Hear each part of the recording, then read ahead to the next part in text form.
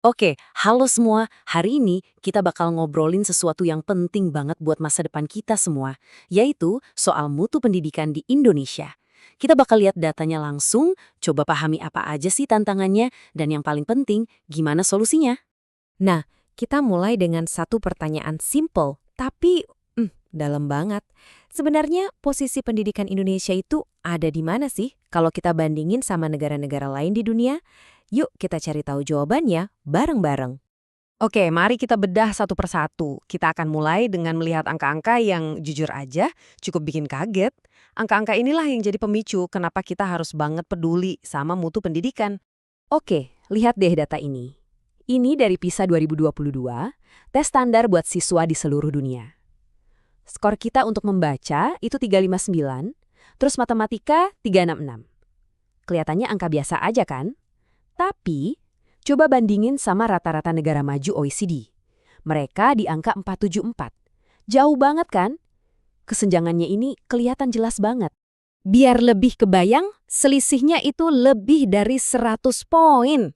Angka ini bukan sekedar statistik loh, ini benar-benar nunjukin ada tantangan besar di kemampuan dasar siswa-siswi kita, kayak membaca dan berhitung, kalau dibandingin sama standar global. Jadi, angka-angka tadi menempatkan kita di peringkat sekitar 69 dari 80 negara. Di Asia Tenggara aja kita ada di urutan ke-6. Ini semacam alarm ya.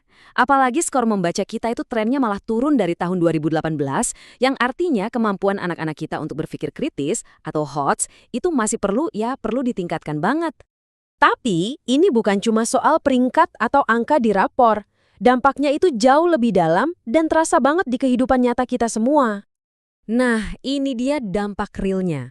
Mutu pendidikan yang rendah itu ngaruh kemana-mana, ke kualitas lulusan kita nanti, ke daya saing ekonomi negara kita, bahkan sampai kepercayaan kita sebagai masyarakat ke sekolah-sekolah yang ada. Intinya, ini menentukan apakah anak-anak kita beneran belajar atau cuma sekedar datang ke sekolah.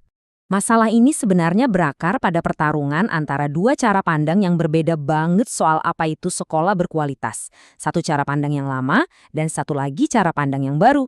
Nah, disinilah perbedaannya kelihatan jelas banget. Di satu sisi, ada paradigma lama. Fokusnya apa? Cuma biar administrasi beres. Pokoknya dokumen lengkap, laporan rapi, hasilnya mutu semu. Kelihatannya bagus di atas kertas, tapi ya gitu deh, di kelas nggak ada bedanya.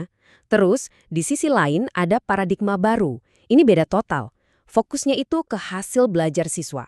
Tujuannya adalah perbaikan terus-menerus. Jadi bukan cuma soal laporan, tapi soal kemajuan yang beneran bisa diukur. Biar nggak ngawang-ngawang, kita coba lihat aja contoh nyata gimana dua cara pikir ini bisa menghasilkan dua sekolah yang beda banget nasibnya. Ini contoh sekolah yang pakai paradigma baru. Pertama, mereka lihat data, misalnya dari rapor pendidikan, dan sadar, wah, literasi siswa kita rendah. Mereka nggak berhenti di situ. Mereka langsung bergerak, bikin tim, bikin program baru. Terus yang paling penting, kemajuannya dipantau terus. Hasilnya, ya jelas, skornya naik, kualitasnya meningkat. Data di sini jadi kayak kompas, bukan palu hakim. Nah, sebaliknya, ini sekolah yang terjebak di paradigma lama. Di atas kertas, semuanya sempurna. Laporan beres, dokumen lengkap. Tapi coba masuk ke kelasnya, metodenya gitu-gitu aja dari tahun ke tahun. Data rapor pendidikan mungkin dicetak, tapi ya udah cuma jadi pajangan. Akhirnya ya kualitasnya nggak kemana-mana, stagnan. Jadi apa dong intinya? Solusinya itu bukan cuma satu program atau satu proyek. Solusinya adalah perubahan cara berpikir, perubahan budaya.